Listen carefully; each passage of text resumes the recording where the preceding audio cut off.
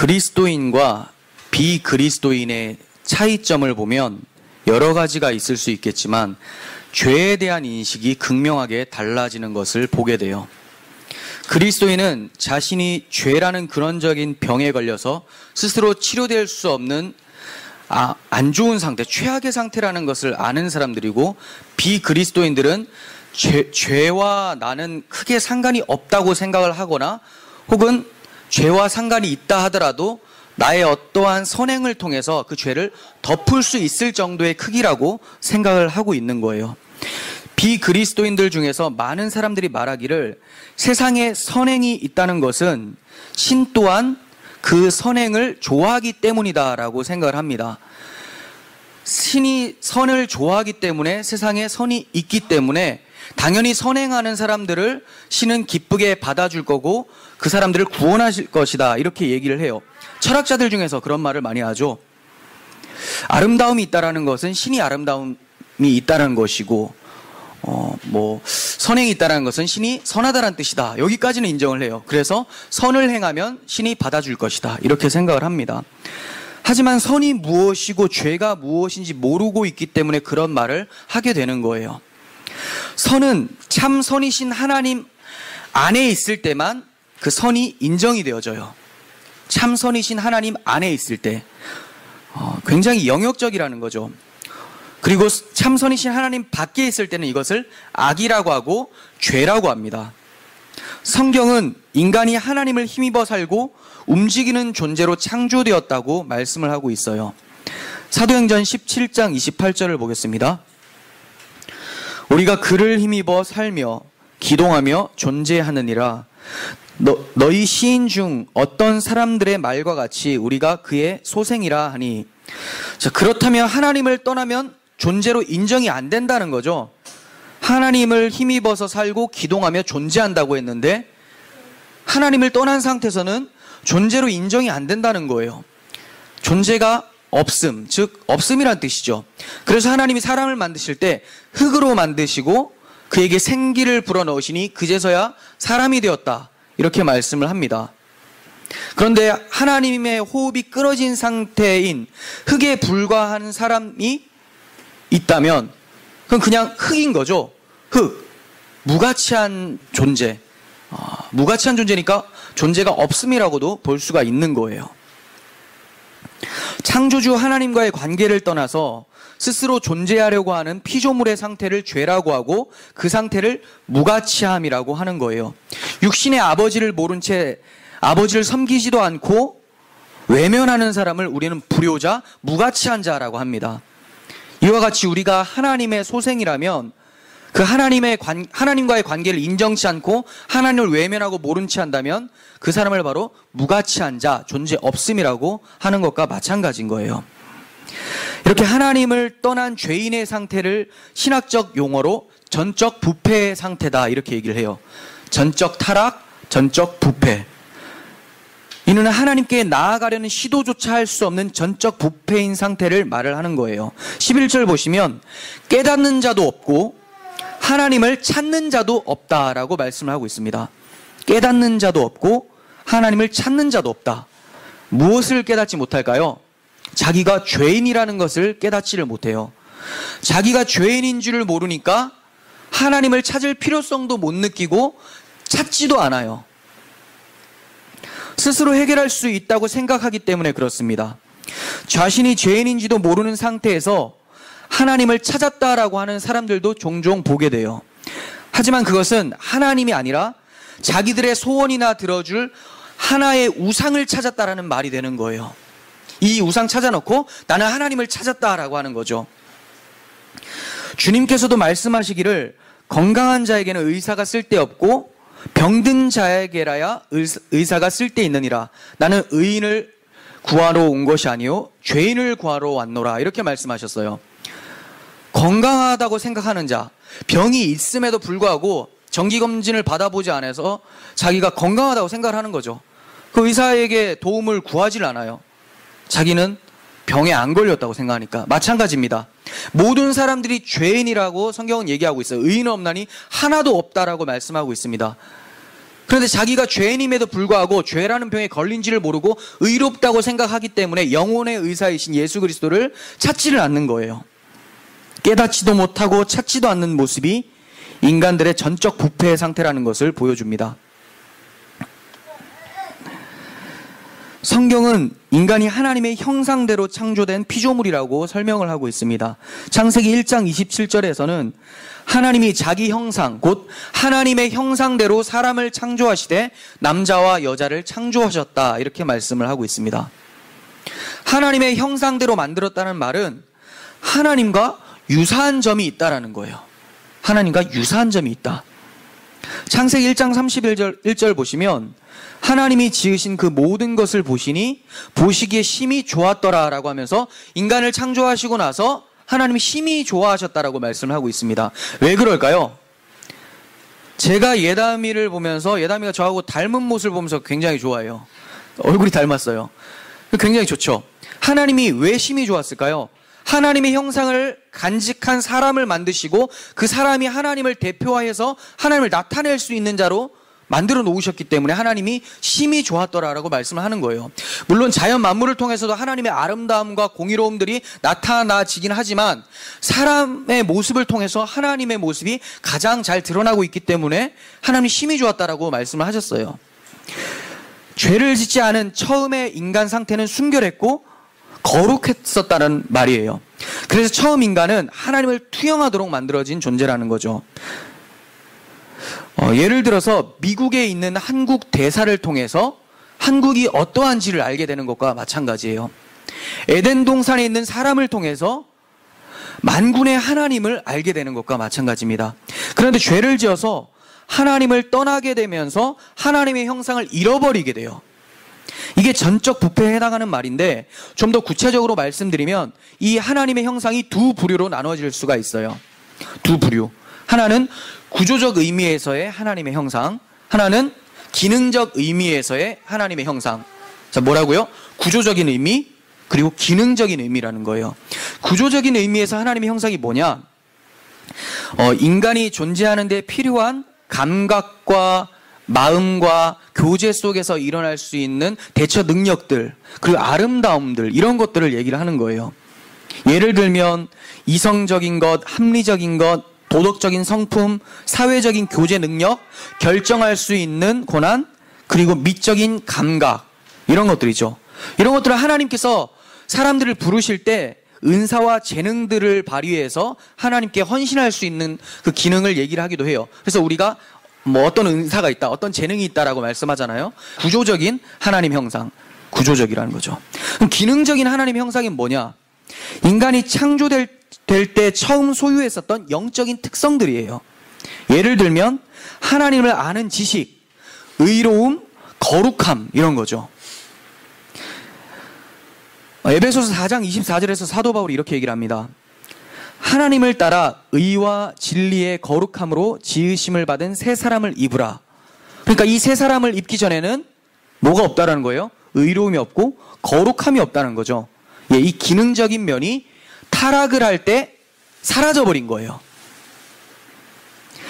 인간이 타락하기 전에는 구조적인 형상과 기능적인 형상을 모두 완벽하게 가지고 있었어요. 삶의 전 영역에서 하나님을 닮아 있었고 그 삶 속에서 하나님을 나타내 보이고 있었어요. 그런데 타락하자마자 상실된 게 있었는데 그게 뭐냐? 기능적인 측면이라는 거예요. 하나님의 기능적인 형상은 완전히 상실되어 버렸어요. 완전히 의롭지 못하게 되었고 완전히 거룩함에 이르지 못하게 되었기 때문에 이걸 전적인 부패라고 하는 거예요. 하지만 구조적인 형상은 타락 후에도 남아 있습니다. 그래서 인간들을 볼 때 선행이 있고 따뜻한 정이 있고 아름다운 것들을 추구하는 모습이 나타나고 있는 것이죠. 구조적, 기능적 의미를 조금 더 쉽게 설명을 해드리면 예를 들어서 독수리가 있어요. 독수리 날개는 구조적인 형상에 비유할 수가 있겠죠. 구조예요, 구조. 날개가 있어요.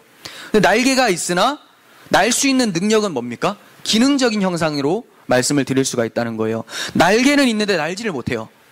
독수리가 아니라 닭이에요, 닭. 그러니까 독수리에서 죄를 범하고 닭으로 전락되어진, 그러니까 새는 새인데 조류로 분류는 되는데 날지 못하는 조류. 먹어야 되는 거죠. 마찬가지입니다. 하나님께서 하나님을 알 수 있는 지식을 주셨는데 그것을 상실해버린 채 온갖 은사들, 재능들은 다 가지고 있어요. 그러다 보니까 이 재능들을 어디다 사용할까요? 하나님을 쏙 빼놓은 상태로 나를 위해서 어떤 재능들을 사용하고 무엇을 이루려고 시도를 하게 되는 거죠.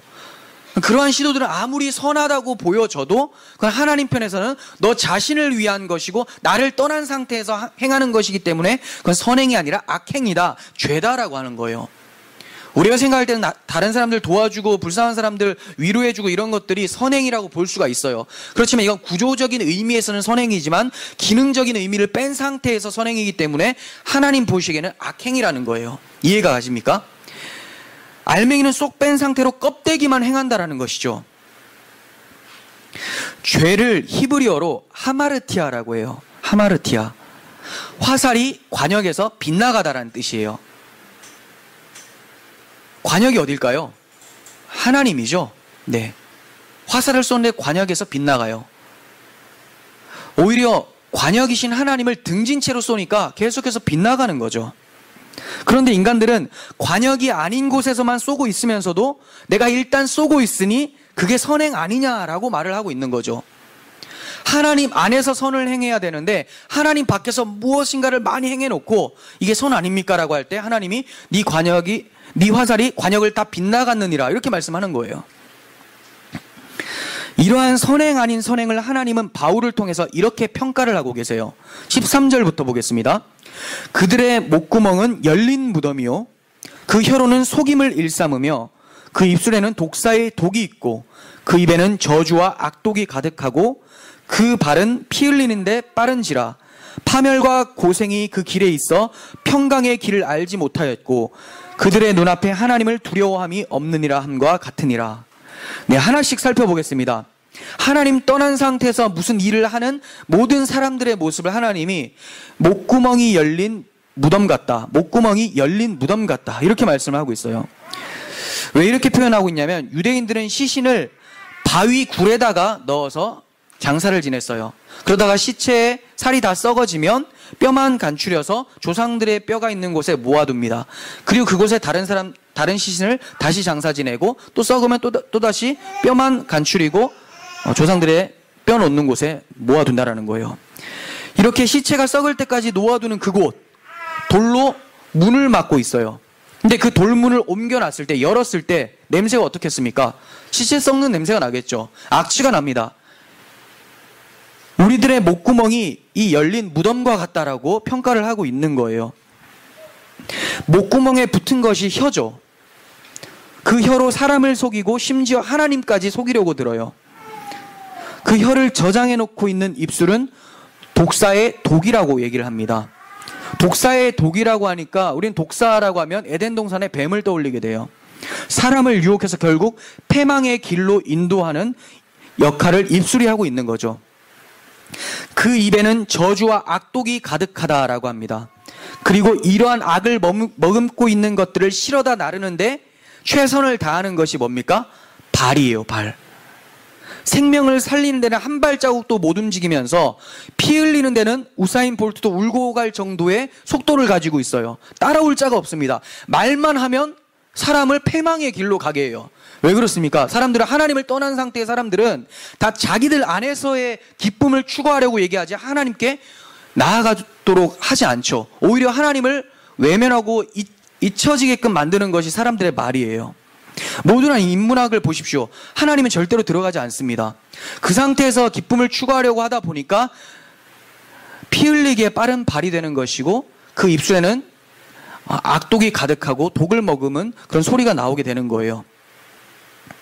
결국 그러한 속도를 가진 채로 파멸과 고생의 길로 달리다가 심판을 받게 되는 거예요.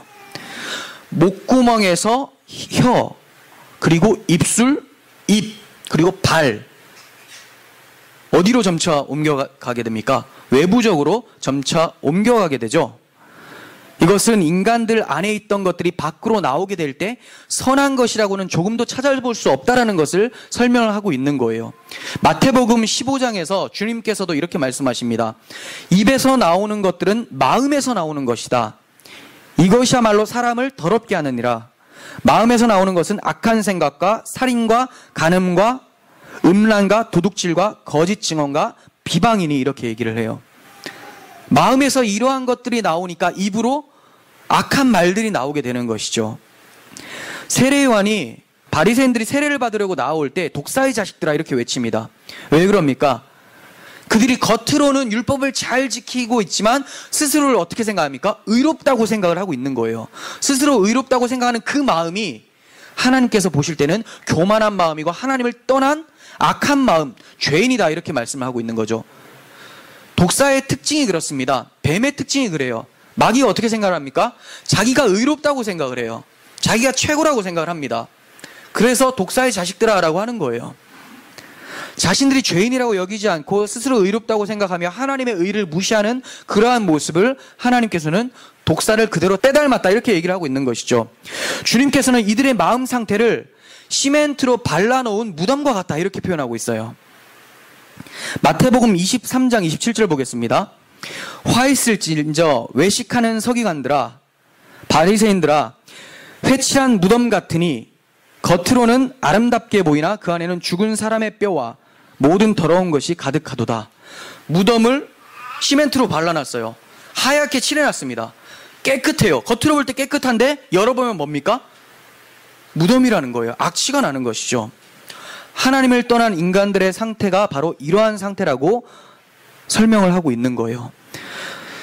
그렇다면 하나님 보시기에 이 세상에 선을 행하는 사람은 하나도 없을까요? 네, 없습니다. 12절 보세요. 다 치우쳐 함께 무익하게 되고 선을 행하는 자는 없나니 하나도 없다. 아무도 없죠. 그렇다면 모두가 다 지옥에 가는 겁니까? 그렇죠. 자기들의 행위를 가지고서는 다 지옥에 가는 것이 맞아요. 하나님 보시기에는 그게 선한 행위가 절대 안 되니까. 그래서 사랑의 하나님께서는 비록 자신을 떠나버린 죄를 범하고 자기만을 위해서 살고 있는 피조물인 인간일지라도 그들을 위해서 해결책을 내어주셨어요. 그렇게 악한 행동을 하고 스스로 하나님이 되려고 하는 교만한 인간들에게 하나님의 해결책을 준비해 주셨는데 그게 뭐냐? 악인들만 살고 있는 곳에 의인을 보내주신 일이에요. 의인이 없나니 하나도 없는 이 세상 속에 의인 한 명을 보내주시는 것이죠. 하나님의 아들 예수님이세요. 여러분들이 죄가 없는 의인이라고 가정을 해보세요. 여러분 빼고는 다 죄인이에요. 여러분 한 사람 빼고는 다 죄인이에요. 여러분들이 그 죄인들을 볼 때 어떻게 생각하겠습니까? 정죄하시겠죠? 아, 저 나쁜 놈, 저 악한 놈. 아닐 거라고 생각하지 마십시오. 왜냐하면 우리는 죄인인데도 불구하고 정죄를 지금 하고 있잖아요. 그런데 여러분들이 의인이라면, 우리가 의인이라면 오죽하겠습니까? 그런데 우리 주님께서는 오직 유일하신 의인이신 주님께서는 정죄하려고 오신 게 아니죠. 오히려 그들의 죄를, 우리들의 죄를 가지고 정죄를 당하시려고 오신 거예요. 그리고 당신의 의로움을 죄인들에게 주시기 위해서 오셨다라는 거예요. 이게 우리하고 너무나 다른 차이점입니다. 왜 그럴까요? 하나님이 사랑의 하나님이기 때문에, 예수님이 사랑이 많으시기 때문에 정죄를 하지 않으시고 오히려 정죄를 당하시려고 오셨다라는 거예요. 로마서 8장 3절 보시면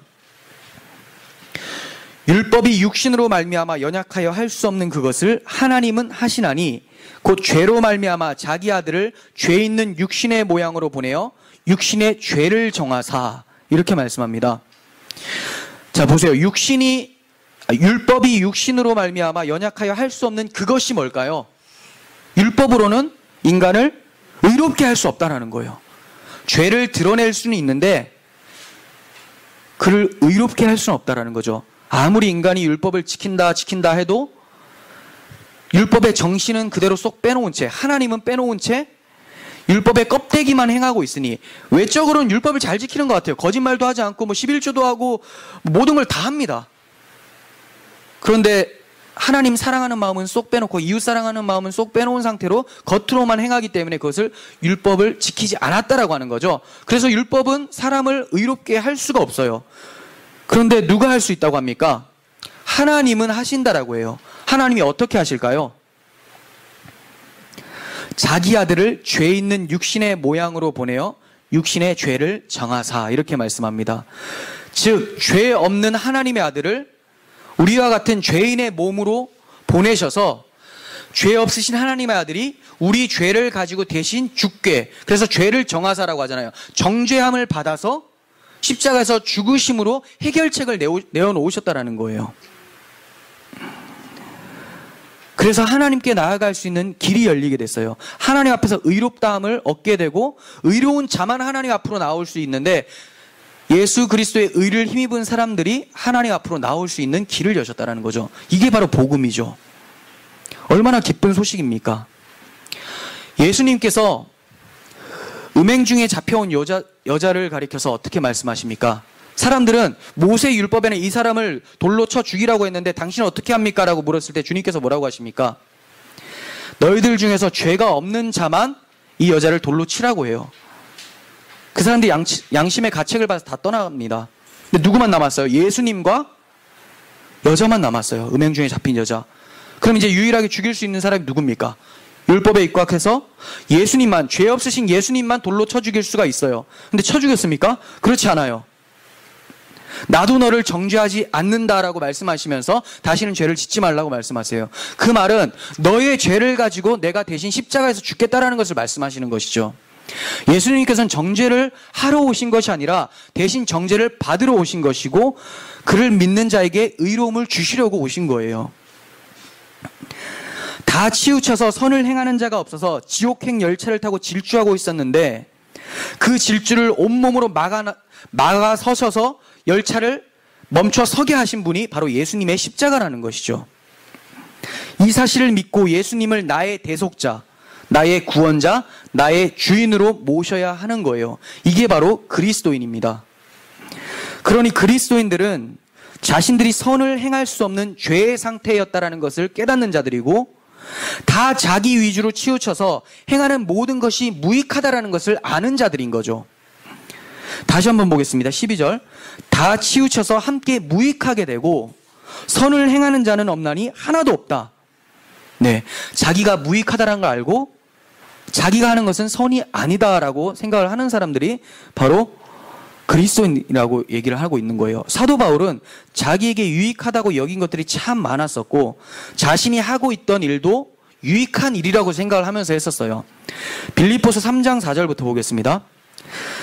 그러나 나도 육체를 신뢰할 만하며 만일 누구든지 다른 이가 육체를 신뢰할 것이 있는 줄로 생각하면 나는 더욱 그러하니라. 이게 무슨 말이냐면, 너희들이 육체적인 것, 뭐 학벌이나 돈이나 명예 이런 것이 있다고 생각한다면 나는 너희들보다 더 많다, 이 얘기예요. 육체를 정말 신뢰한다는 것이 아니라 너희가 육체를 신뢰하면서 그것을 자랑한다면 나는 더 내어놓을 게 더 많다, 이 얘기를 하고 있는 거죠.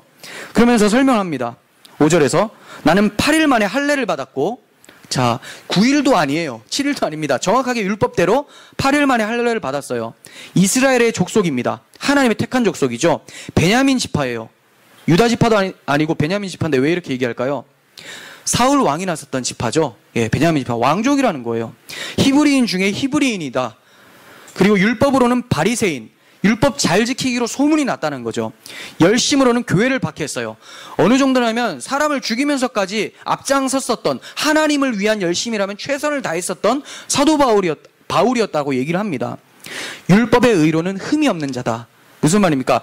율법 껍데기로 봤을 때 정말 율법을 지킨 자가 아니라 겉으로 봤을 때는 율법을 모두 다 지킨 사람이었다라고 얘기를 하는 거예요. 얼마나 내어놓을 게 많습니까? 그런데 그가 예수님을 영접하고 나서 인식이 달라져요. 자기가 예전에 내어놓았었던 자랑거리들이 어떻게 보여집니까? 똥처럼 보여지는 거죠. 배설물처럼 여기게 된 거예요. 7절부터 보겠습니다. 그러나 무엇이든지 내게 유익하던 것을 내가 그리스도를 위하여 다 해로 여길 뿐더러, 자, 이런 것들을 가지고 있으면 교만에만 차고 하나님을 업신여기게 될 수 있는 위험 요소라고 여기고 있다는 거예요. 또한 모든 것을 해로 여김은 내 주 그리스도 예수를 아는 지식이 가장 고상하기 때문이다. 고상하다라는 것은 뭐 내숭 떨고 이런 걸 말하는 게 아니라 지극히 높다라는 거죠.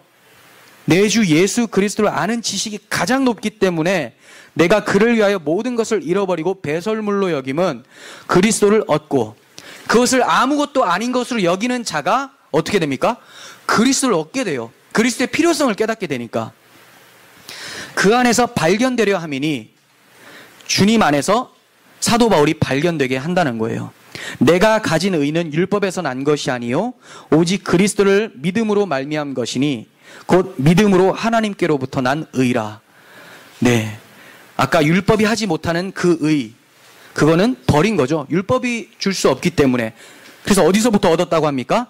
하나님께로부터 난 의, 예수를 믿음으로 찾아온 그 의, 예수 그리스도의 의를 자기가 가지고 있기 때문에 세상에 그 어떠한 자랑거리도 자기의 자랑이 안 된다는 거예요.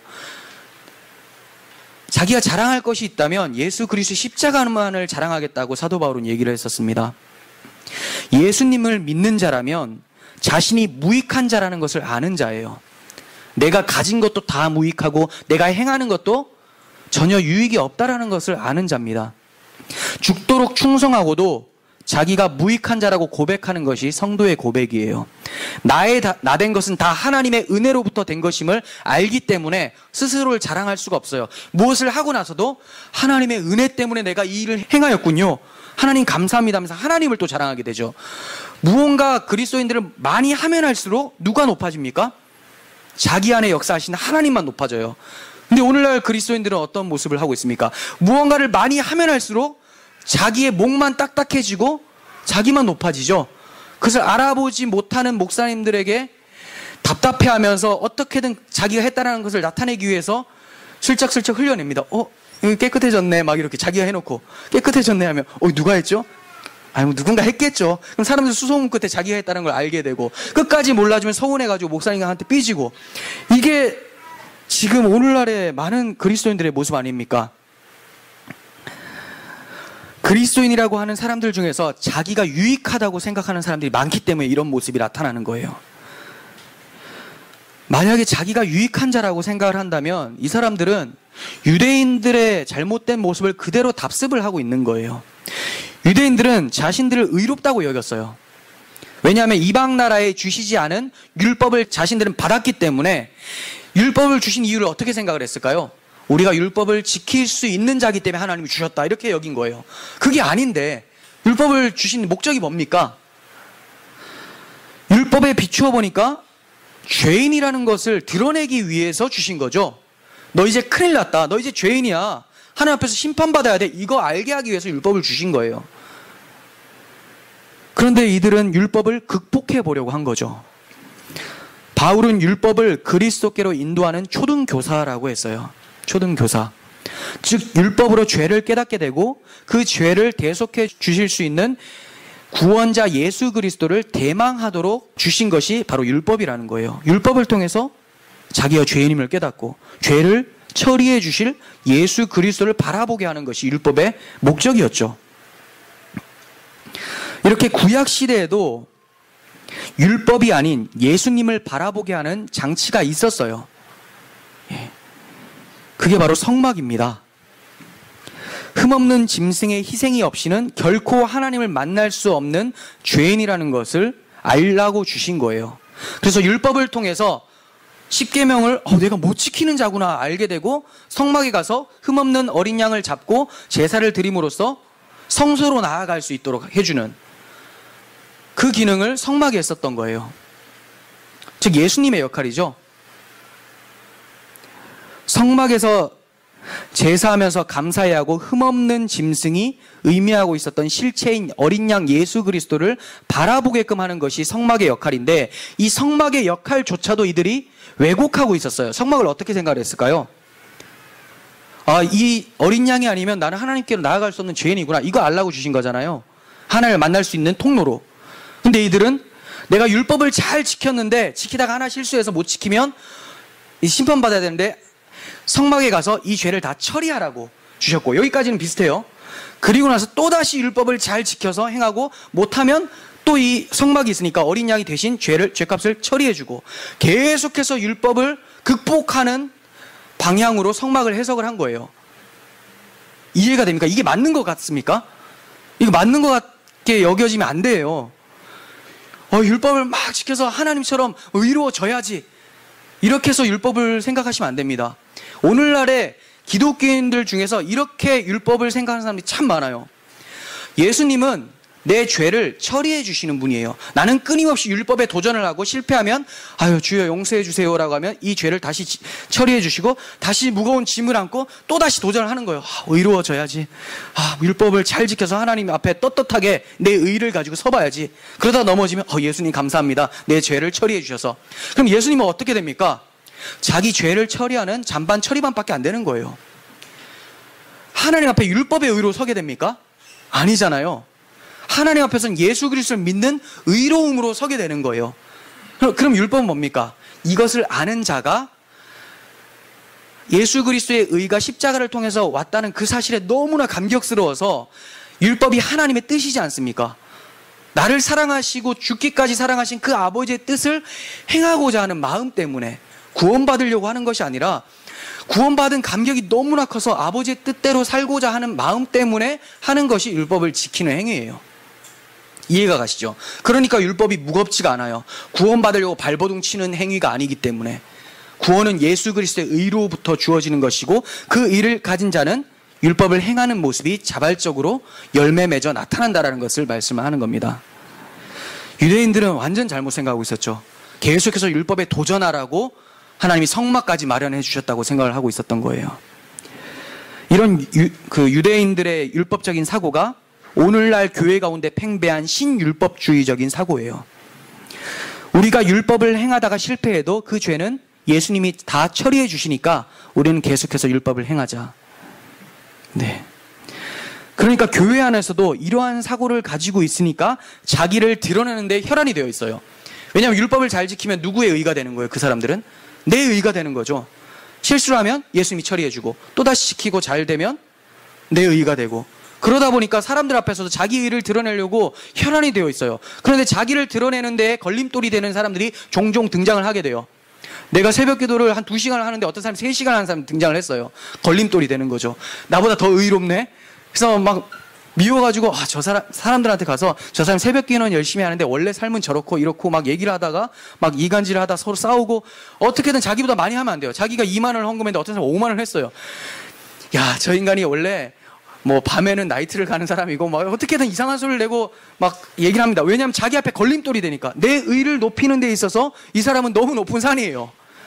근데 사실 그런 사람이 생겨날수록 오히려 감사하면서 그 사람을 축복해 줘야 되죠. 자기를 높아지지 않게 하는 사람은 감사한 사람이에요. 자기의 부족함을 보게 하는 사람은 생명의 은인이죠. 왜냐하면 자기가 낮아져야지만 예수 그리스도를 볼 수 있기 때문에 그래요. 하나님을 만날 수 있는 사람은 심령이 가난한 사람이에요. 그렇게 의로워져서 높아져 있는 사람이 어떻게 하나님을 찾겠습니까? 무엇보다도 내가 높아지려는데 가장 방해물이 누굽니까? 예수님이에요. 성경에서는 걸림돌이라고 하죠. 거치는 바위다.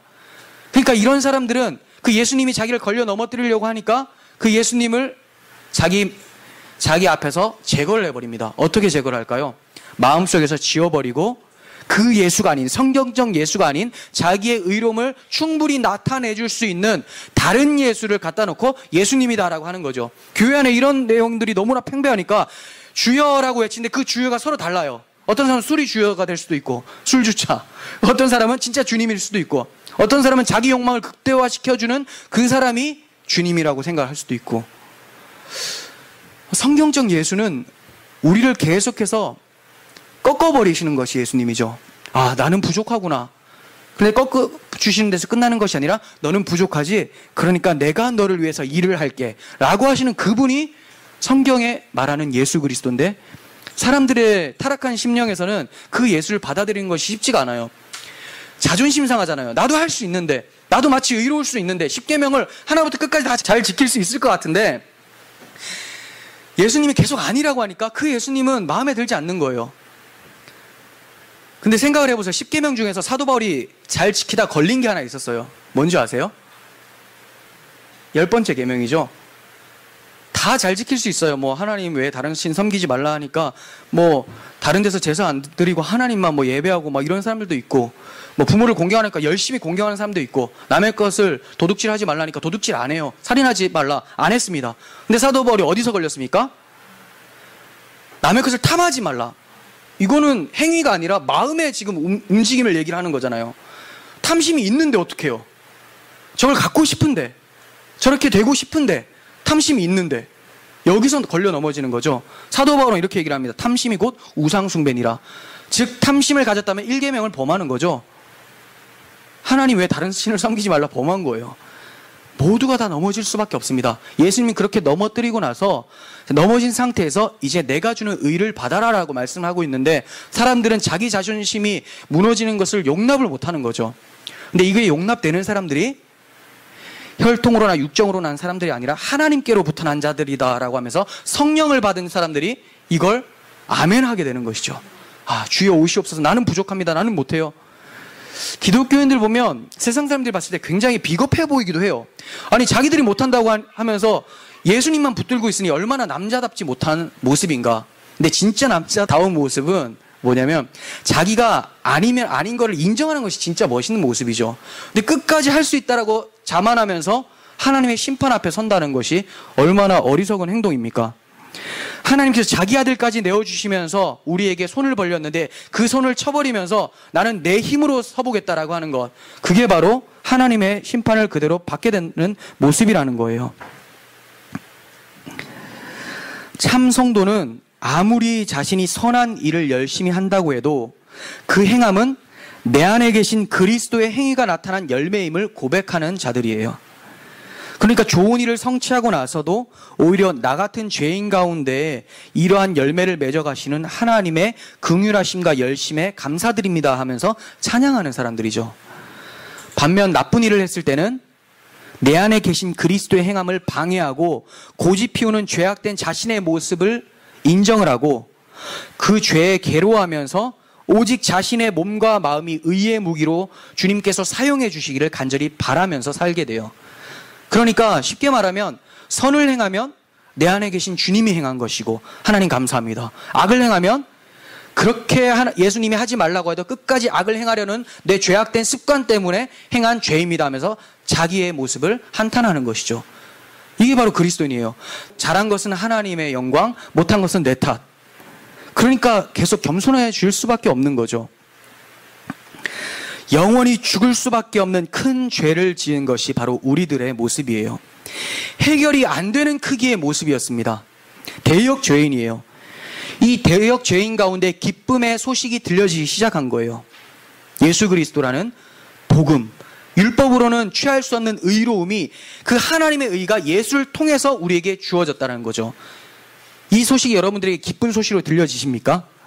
죄 아래에 있던 우리를 은혜 아래, 십자가 아래로 불러주신 하나님의 은혜를 묵상해 보십시오. 그렇다면 여러분들의 사라진, 상실된 그 기쁨이 다시 한번 회복되어질 것입니다. 세상엔 악이 난무하고 있어요. 하지만 남의 죄를 탓하기 전에 먼저 내 죄가 태산과 같이 많다, 들보와 같이 꽉 차 있다는 것을 먼저 발견할 수 있는 사람은 하나님의 은혜를 받은 자이기 때문에 하나님께 감사하시길 바랍니다. 성령이 아니고서는 남의 죄보다 내 죄가 먼저 보이는 것은 있을 수가 없어요.